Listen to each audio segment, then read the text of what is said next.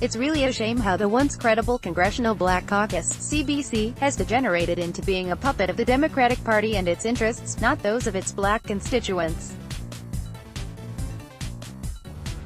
The most recent example is the CBC's totally dishonest comments on the Trump administration.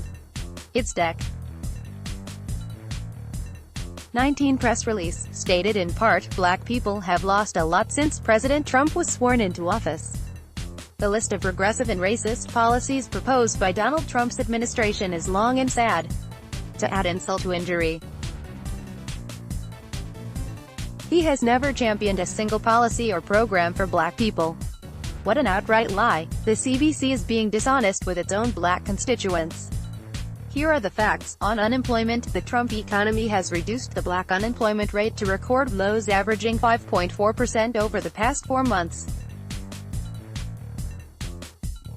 As to black women, the CBC obviously missed the Wall Street Journal sept. The editorial stating that the greatest employment gains for full-time year-round workers in 2018 were among minority female-led households, including a 4.2 percentage point increase among blacks. And the poverty rate among female households declined 2.7 percentage points for blacks. I guess the CBC would consider that a loss for blacks. 2019 White House fact sheet outlined several accomplishments of the president's economic policies. These include the addition of more than 7 million jobs, annual nominal wages growing by 3% last year for the first time in a decade, and wage growth being higher for lower-income workers compared to higher-income workers, workers compared to managers, and black Americans compared to white Americans. The CBC would have us believe that none of these statistics benefit blacks. As the saying goes, a rising tide lifts all boats. I guess to the CBC, this doesn't apply to blacks. The liberal-leaning Brookings Institution, in an October report, black household income is rising across the United States, found otherwise. It should be required reading for the CBC. Among the report's findings was that among the top 5 U.S. metropolitan areas with the largest black populations, there were significant increases in median black household incomes in the 5-year period 2013 to 2018. In the New York metro area, the increase was 14.6%, Atlanta 20.8%, Chicago 11.3%, Dallas 12.2%, and Washington, D.C. 7.1%. The report also notes that the metro areas in the West and South recorded the largest statistically increases in black median household incomes. What accounts for these positive changes? The report said that one likely factor is employment opportunity, and stated that there was a positive, significant association between the change in black employment rates and black median household incomes across the metro areas from 2013 to 2018.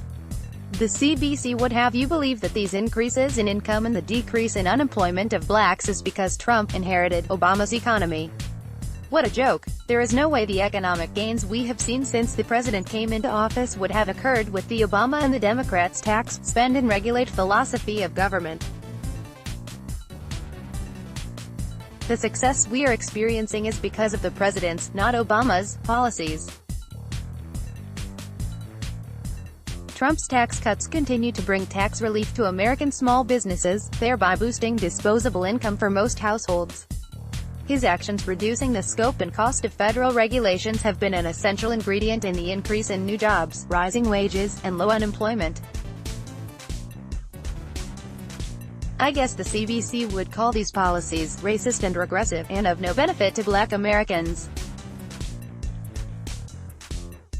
As to the CBC's allegation that the president never championed a single policy or program for black people, it's obviously unaware that the president's 2020 budget request devoted significant resources to school choice programs to benefit low-income children trapped in failing inner-city schools. Do they think vouchers and school choice for poor students are regressive and racist? I assume that the CBC would also consider the president's championing of the First Step Act in criminal justice. reform to reduce sentences of thousands of prisoners and expand job training programs to decrease recidivism to be regressive and racist, even though 91.3% of prisoners with reduced sentences were black. Let's not forget the president's support and advocacy of opportunity zones to incentivize investment in low-income communities, or increasing federal funding for historically black colleges and universities (HBCU) by more than $100 million over the last 2 years, a 17% increase since 2017. Does the CBC consider these efforts to be regressive and racist, and of no benefit to black people? Barack Obama may have been the first president sharing the same skin color as his fellow black Americans and members of the CBC. However, it's Donald Trump whose economic and social policies benefit black Americans. Clarence V. McKee is president of McKee Communications, Inc., a government, political, and media relations consulting firm in Florida. He held several positions in the Reagan administration as well as in the Reagan presidential campaigns. He is a former co-owner of WTVT-TV in Tampa and former president of the Florida Association of Broadcasters.